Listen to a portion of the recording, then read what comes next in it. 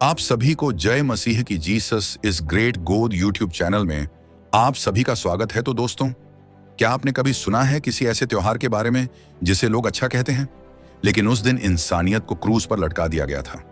जिस दिन एक निर्दोष व्यक्ति को बेरहमी से पीटा गया, उसके लहूलुहान शरीर पर कांटों का ताज सजाया गया, और फिर भी दुनिया उसे गुड फ्राइडे कहती है। आज हम उसी रहस्य से पर्दा उठाएंगे। ये सिर्फ एक शुक्रवार नहीं था, ये वो दिन था जब प्रेम ने दर्द को चूम लिया, जब पवित्रता को गुनहगार बना दिया गया, और जब एक आदमी जिसे तुम यीशु मसीह कहते हो, हम सब के लिए मौत को गले लगाने चला गया। भीड़ चिल्ला रही थी, इसे सूली पर चढ़ा दो। सैनिक खोड़े बरसा रहे थे और वह चुपचाप सब सह रहा था। उसके चेहरे पर दर्द था, लेकिन आंखों में माफी। उसके लहू से धरती लाल थी, लेकिन उसकी आत्मा में ऊंची आ रहा था। वो ना कोई राजा था, और फिर भी सच्चा राजा वही निकला। क्या आपको पता है, उस दिन जो हुआ वो सिर्फ उसके लिए नहीं था, वो हमारे लिए था। इसलिए आज जब तुम इस वीडियो को देखोगे तो तुम सिर्फ एक कहानी नहीं सुनोगे, तुम उस प्रेम को महसूस करोगे जिसने मौत को भी हरा दिया। गुड फ्राइडे यह एक दिन नहीं, एक दस्तावेज है जिसमें लिखा है कि ईश्वर ने तुमसे कितना प्रेम किया। अब सवाल यह है कि क्या तुम उस प्रेम को समझने के लिए तैयार हो। गुड फ्राइडे ये कोई जश्न नहीं था, ये था न्याय और अन्याय के बीच की जंग।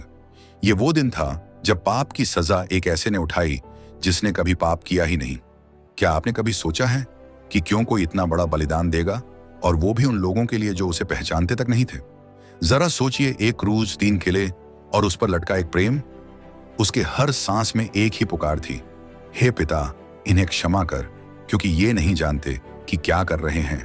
आज हम उसी रहस्य को खोलेंगे, उस दर्द को महसूस करेंगे जिसने दुनिया को बदल डाला, उस प्रेम की गहराई में उतरेंगे जिसने मौत को पराजित कर दिया। तो अगर आप तैयार हैं तो अपने दिल को खोलिए, अपनी आत्मा को शांत कीजिए, क्योंकि जो कहानी अब शुरू होने जा रही है वो सिर्फ एक इतिहास नहीं, बल्कि वो तुम्हारी और मेरी मुक्ति की चाबी है। और जब आप इसे जान जाओगे तो शायद गुड फ्राइडे आपको पहले जैसा कभी ना लगे। तो चलिए शुरू करते हैं। यीशु मसीह, एक ऐसा नाम जिसने समय को 2 हिस्सों में बांट दिया, बीसी और एडी। लेकिन कौन था ये व्यक्ति जो ना राजा था ना सेनापति, फिर भी उसका नाम आज भी जीवित है। यीशु एक गरीब बढ़ाई के घर जन्मा था। उसने न तो धन जोड़ा, न ही कोई महल बनवाया। फिर भी वो जहां भी गया, प्रेम, करुणा और चमत्कार उसके साथ चलते थे। वो अंधों को दृष्टि देता था, मृतकों को जीवित करता था और भूखों को भोजन देता था। उसकी बातें सीधे आत्मा से बात करती थीं। जब वो कहता था, धन्य है वे जो दीन है आत्मा में, लोग सन्न हो जाते थे। परंतु यह सब सभी को पसंद नहीं आया। धार्मिक नेताओं को उसका सच्चा और सीधा सत्य करने लगा। वो सच्चाई को उजागर कर रहा था, पाखंड को चुनौती दे रहा था। यीशु ने खुद को ईश्वर का पुत्र कहा। यहीं से शत्रुता शुरू हुई। यहूदी धर्म गुरु उसे ईश निंदा का दोषी मानने लगे, परंतु भीड़ों तो उसे मसीहा मानने लगी थी। और यही बन गया सबसे बड़ा खतरा, क्योंकि यीशु अब केवल एक व्यक्ति नहीं रहा, वह एक आंदोलन बन चुका था। यीशु मसीह ने 12 शिष्यों को चुना था। वे सब उसके साथ खाते चलते, प्रार्थना करते और जीवन का पाठ सीखते। उन्हीं में से एक था यहूदा इस्करियोती। एक करीबी शिष्य पर इसी ने धोखा दिया। एक रात जब यीशु अपने चहेते बगीचे गीत समड़ी में प्रार्थना कर रहे थे, उसका चेहरा गंभीर था, जैसे वो जानता हो कि कुछ बड़ा घटने वाला है। तभी अंधेरे में मसाले चमकी सैनिक आए और उनके आगे आगे चल रहा था यहूदा, यीशु का वह शिष्य जिसने उन्हें धोखा दिया। पर उसने तलवार से वार नहीं किया, न ही कोई आरोप लगाया, बस एक चुंबन दिया। और यही से शुरू होती है उस दर्द की दास्तां जिसकी गूंज आज भी आत्माओं को हिला देती है। यहूदा ने अपने गुरु को 30 चांदी के सिक्कों में बेच दिया। सोचिए, जब अपना सबसे करीबी ही पीठ में छुरा घोंप दे तो क्या बीतती है उस दिल पर। यह केवल एक धोखा नहीं था, यह उस भरोसे की मौत थी जिस पर पूरी दुनिया खड़ी होती है। पर यीशु का प्रेम देखिए, उसने यहूदा को भी उस क्षण में मित्र कहा। कितनी बार हम भी जीवन में यहूदा जैसे अनुभवों से गुजरते हैं, और तब यीशु का यह प्रेम हमें सिखाता है कि बदले की नहीं, क्षमा की राह ही हमें मुक्त करती है। सैनिकों ने उसे पकड़ा, लेकिन यीशु ने कोई प्रतिरोध नहीं किया, क्योंकि वो जानता था ये सब उसे सहना ही होगा। वो किसी और की गलती की कीमत चुका रहा था। यीशु को यहूदा के धोखे से गिरफ्तार किया गया, और उसके बाद उसे धार्मिक नेताओं और रोमी अधिकारियों के सामने पेश किया गया। उसे कोई कानूनी अपराध नहीं ठहराया जा सका, इसलिए फर्जी गवाह तैयार किए गए। न्यायपालिका का उपहास उड़ाया गया, लेकिन वो चुप रहा, जैसे एक मेमना जो वध के लिए तैयार किया जा रहा हो। जब कोई सबूत नहीं मिला तब भीड़ की मांग पर उसे दंडित किया गया। रोमी सैनिकों ने उसे 39 कोड़े मारे क्योंकि 40 को मौत की सजा माना जाता था। हर कोड़ा उसके पीठ को चीरता गया, रक्त बहता गया, लेकिन वो चुप रहा। फिर उसे एक कांटों का ताज पहनाया गया। ये ताज सोने या हीरे का नहीं था, ये ताज दर्द का था। कांटे उसकी खोपड़ी में ढंस गए, रक्त उसकी आंखों से नीचे बहने लगा। सैनिक हंसते उसे यहूदियों का राजा कहते हुए उसका मजाक उड़ाते, लेकिन यीशु वो सब सहता रहा जैसे प्रेम ने पीड़ा को गले लगा लिया हो। यह सिर्फ यीशु का परीक्षण नहीं था, यह मानवता की आत्मा का भी इम्तिहान था। फिर उसे आदेश मिला, खुद अपना क्रूज उठाकर गोलगांठा तक जाना होगा।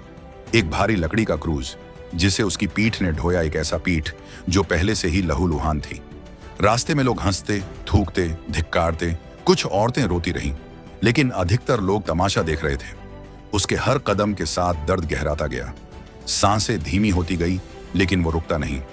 रास्ते में शमौन नामक एक व्यक्ति को मजबूर किया गया कि वह यीशु का क्रूज उठाए, क्योंकि उसका शरीर अब जवाब देने लगा था, लेकिन उसकी आत्मा अब भी पूरी मानवता को बचाने की जिद में थी।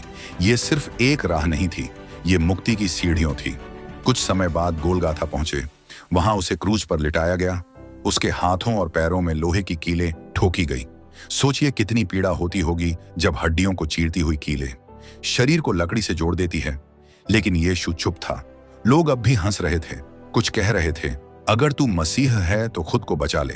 पर उसने किसी को जवाब नहीं दिया, बल्कि उसने ऊपर देखा और कहा, हे पिता, इन्हें क्षमा कर, क्योंकि ये नहीं जानते ये क्या कर रहे हैं।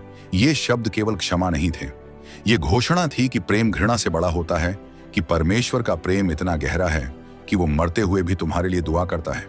3 घंटे तक आकाश अंधकारमय रहा, जैसे स्वयं ब्रह्मांड भी इस बलिदान पर शोक मना रहा हो। फिर यीशु ने एक अंतिम शब्द कहा, पूर्ण हुआ, और अपनी आत्मा पिता के हाथों सौंप दी। उसी क्षण मंदिर का पर्दा ऊपर से नीचे तक फट गया। ये एक प्रतीक था कि अब ईश्वर और मनुष्य के बीच कोई दीवार नहीं रही। धरती कांप उठा, कब्रें खुल गई। एक रोमी सैनिक बोला, निश्चय ही यह व्यक्ति परमेश्वर का पुत्र था। ये केवल मृत्यु नहीं थी, ये एक नया जीवन था। हमारे लिए तो अब सवाल ये उठता है, अगर ये सब इतना दुखद था तो इसे गुड फ्राइडे क्यों कहते हैं? क्योंकि क्रूज पर यीशु ने मृत्यु नहीं पाई, उसने मृत्यु को मारा। उस दिन शैतान को हराया गया, अधोलोक को खोला गया, और स्वर्ग का द्वार मनुष्यों के लिए खोल दिया गया। 3 दिन तक यीशु का शरीर कब्र में था, लेकिन आत्मा अधोलोक में बाइबल कहती है कि वह वहां मृतकों को संदेश देने गया और बंधनों में पड़े आत्माओं को मुक्त किया। उसने मृत्यु पर विजय पाई, लेकिन वह केवल शुरुआत थी। गुड फ्राइडे दुखद है, लेकिन यह पराजय नहीं है, यह विजय का द्वार है। यह उस प्रेम की घोषणा है जो अपने शत्रुओं के लिए भी प्रार्थना करता है। गुड फ्राइडे हमें बताता है कि न्याय कभी जल्दी नहीं आता, पर जब आता है तो इतिहास बदल देता है। यह दिन हमें याद दिलाता है कि बलिदान में ही मुक्ति है और प्रेम की कोई सीमा नहीं होती। यह दिन हमें सिखाता है कि दुख के पीछे एक उद्देश्य हो सकता है और मृत्यु के बाद भी जीवन संभव है। इसीलिए यह शोक का दिन नहीं, आत्मा के पुनरुद्धार का दिन है। जब भी गुड फ्राइडे का दिन आए तो केवल दुख की भावना न रखें, बल्कि गहराई से सोचें कि कोई तुम्हारे लिए मरा ताकि तुम जी सको। जब अगली बार आप गुड फ्राइडे मनाएं तो सिर्फ शोक में न डूबे।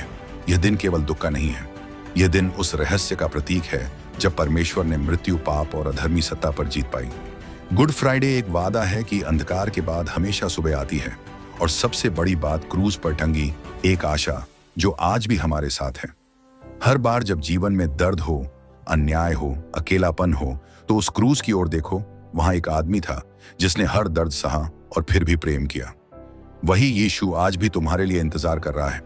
क्या तुम उस प्रेम को स्वीकार करोगे या तुम उस बलिदान को व्यर्थ जाने दोगे? यीशु मरा ताकि हम जीवन पा सके, और यही है गुड फ्राइडे का सबसे बड़ा रहस्य। गुड फ्राइडे का अर्थ तभी पूरा होता है जब हम उस प्रेम को अपनाते हैं और उसे दूसरों तक पहुंचाते हैं। इसलिए इस वीडियो को अपने सभी दोस्तों और परिवार के साथ शेयर जरूर करें। क्या आपने कभी किसी को अपने लिए मरते देखा है? गुड फ्राइडे सिर्फ इतिहास नहीं, बल्कि यह एक जिंदा सबूत है उस प्रेम का जो बिना शर्त के था। यीशु ने ना किसी से बदला लिया, ना कोई शर्त रखी, बस क्रूज पर चढ़कर कह दिया, मैं तुम्हें प्रेम करता हूं। आज भी वही प्रेम तुम्हें पुकार रहा है। क्या तुम उसे अनदेखा कर दोगे? तो दोस्तों, अगर इस कहानी ने आपके दिल को छू लिया और अगर एक पल भी आपको यह एहसास हुआ कि कोई है जो आज भी आपके लिए जीवित है, तो इस वीडियो को लाइक जरूर करें और इस संदेश को अकेले तक ही सीमित मत रखो। शेयर करो उन सभी के साथ जिन्हें उम्मीद चाहिए, जिन्हें माफी चाहिए, जिन्हें प्रेम चाहिए, क्योंकि ये सिर्फ कहानी नहीं बल्कि यह उद्धार की चाबी है। और साथ ही जीसस इज ग्रेट गोद यूट्यूब चैनल को सब्सक्राइब करके बेल आइकॉन जरूर दबाएं, क्योंकि यहाँ हर वीडियो सिर्फ सुनने के लिए नहीं बल्कि महसूस करने के लिए होता है। तो दोस्तों, आप सभी को गुड फ्राइडे मुबारक हो और ध्यान रखें, यह अंत नहीं है बल्कि अनंत जीवन की शुरुआत है। जय मसीह की।